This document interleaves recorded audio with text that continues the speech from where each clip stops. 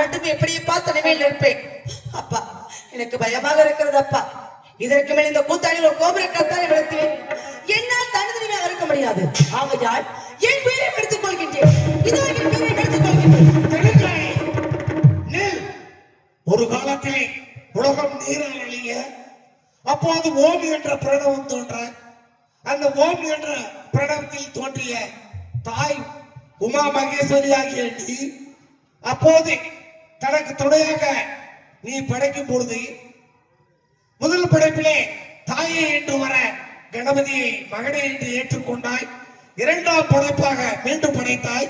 அப்போது தங்கை என்று கிருஷ்ண பகவான் வந்தார். சகோதரனாக அண்ணனாக ஏற்றுக்கொண்டாய். மீண்டும் அதாவது கங்கை மூன்று பிள்ளை என்ற உதாரணத்திற்கேற்ப மீண்டும் படைத்தாய். பெண்ணை என்று சிவபெருமான் வந்தார். இவ்வாறு தெய்வங்களை படைத்து மனிதர்களை படைத்து அது மட்டுமல்லாத ஜீவ சத்துக்களை படைத்து அனைத்தையும் படைத்த தாய் உமே மகேஸ்வரியான நீ அறியாத யாதொன்றும் இல்லை.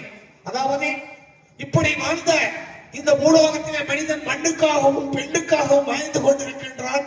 எனவே இவர்களை திருத்த வேண்டும் என்பதற்காக ஆங்காங்கே காளியாய் திரிசூலியாய் காரியாய் அவதாரம் கொண்ட நீ அத்தோடு இல்லாது இந்த பிறவியிலே அதாவது உன்னுடைய கணவனாகிய சிவபெருமானிடத்திலே ஒரு வரத்தை பெற்ற அந்த மகிஷாசூரன் என்பவன் அந்த வரத்தை பெற்றுக்கொண்டே தான் தேவர்களை இம்சித்து மானுட ஜென்மங்களை இம்சித்து கூத்தாட்சி பள்ளம் கோபுரம் கத்தாள வீதி நார்த்தாமலை எல்லையிலே தங்கி அஸ்தகாசம் செய்கின்றான் என்று தேவர்கள் முறையிட தாங்களால் மட்டுமே அவனுடைய அழிவை ஏற்படுத்த முடியும் என்ற ஒரு நிபந்தனையின் காரணமாக இந்த 7 பெண் குழந்தையாக பிறந்தாய்.